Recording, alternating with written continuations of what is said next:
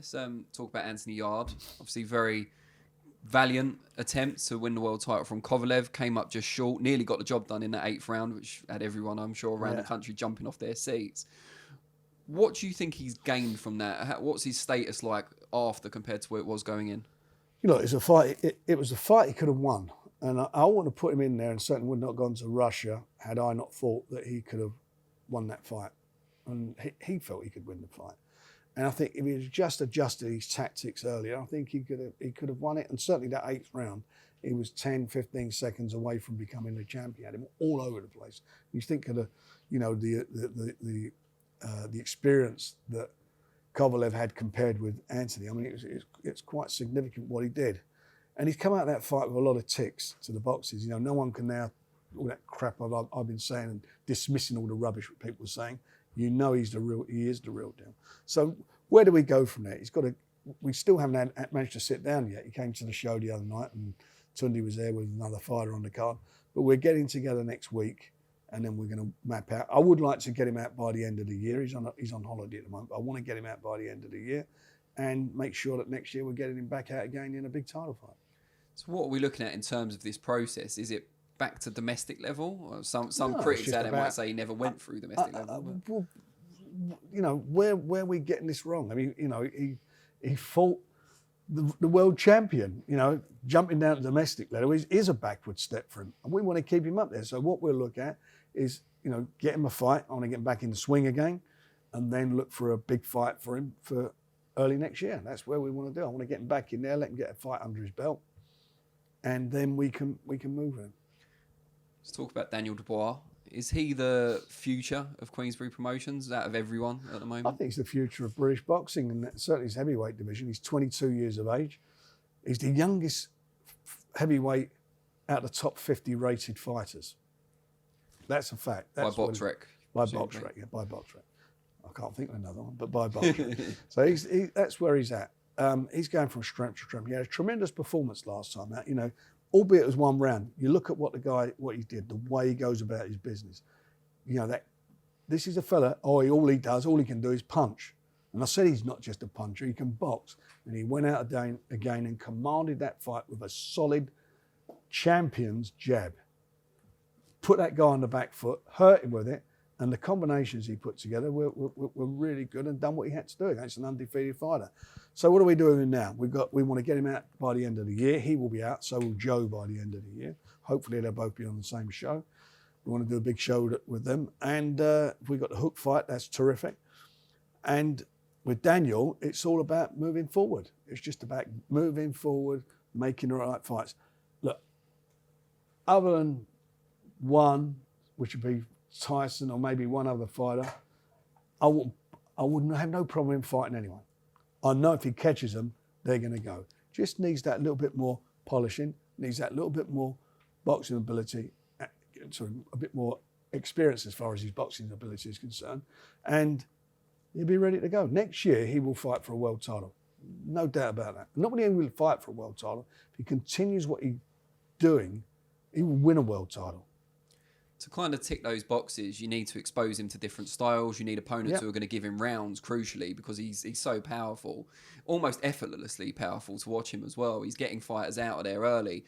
Like Razvan Kajanu's a good example of someone that's usually durable and that Daniel just destroyed. Yeah. So how do you kind of balance that need for more experience with him looking explosive? Well, I can't get in there and move their heads out of the way.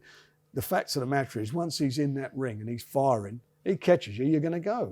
That's what he is. He's a boxer who can punch. He's got dynamite in both hands. So if he clips somebody, they're going, or he's going to hurt them, and they will eventually go after that.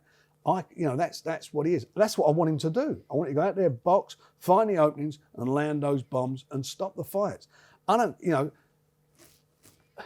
Who's going to stand up to that power at the moment?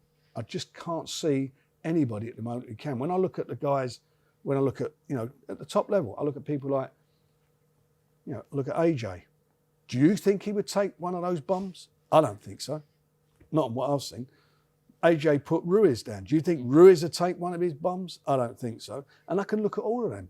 Look at all those guys. The two that, at this moment, I wouldn't, think to myself, well, I wouldn't fancy that yet. There's a few more fights down the road. That's Wilder, and that's Tyson. And that's it. Other than that, what's there to worry about? As far as him in there winning those fights, I don't see there's much to worry about. I think he is capable of actually commanding a fight from the first bell. If you can jab, you can fight. He's got a super jab, and he can control a fight with that jab. And it's not like he's feeling them out with a jab. He's knocking them. He could knock someone out with that jab. That's how powerful he is. And it's exciting to watch, and it's exciting to see. And Saturday night, you think, oh, 1 round, wish we could get some more rounds. But you ain't going to get no more rounds. I mean, he is what he is. That fella weren't like he's swallowed. He's pushing the referee. He wanted to carry on. I've just written an article actually for SecondsOut.com where I suggested 3 potential next opponents for Dubois. Oh, you've seen it already? Yeah. Well, you'll be ready for this then. But let me ask you the 3 and just tell me what you think of those as opponents for Daniel either later this year or early next year. So the 3 were Christian Hammer, Charles Martin, and Otto Wallin. We tried for Christian Hammer already, and apparently there's a problem. Anyway, that's not happening. What's his name? Charles Martin. Charles Martin. I'm in a quandary about that because is the comparison going to be to what AJ did with him? That's I understand. And I read what you wrote and what you said was quite right. And we are actually, as he's going through it today, list of opponents. He's one of the guys that we're going to contact. So we'll see. And Wallin's just signed a deal with Bob Arum's team, so we'll see again with that. I have no problem with that fight. Anyone else that you're kind of looking at for Daniel? Well, that you can the problem is, I start saying who it is, it starts knocking up the money. So not Chisora. We know that. Well, that goes up before you start. He's the only fighter I know when I talk to him. I want the price to go down. But anyway, if they think that money's on offer, David Hay might come back. Yeah, great fight, wouldn't it, him and David? No, look, who knows? I mean, David might speak some, get some sense into him with a bit of luck. Keep our fingers crossed that he does. But for me, it's a nice problem to have. It's not a bad problem to have. It's a nice problem to have. Is it as hard to find people to spar Daniel as it is to find people to fight him? Well, I'm going to be honest with you. His last sparring, they brought a guy over. I can't remember his name. American guy. I think he's about 10-0, 12-0, and he knocked him out in sparring. Not that he's a bully or anything. It's just that's what he is. Yeah. And the guy wound up in hospital, and we had to send him home after resting up. Send him home a couple of days later. So they're fine sparring because that's what it'll be. But he is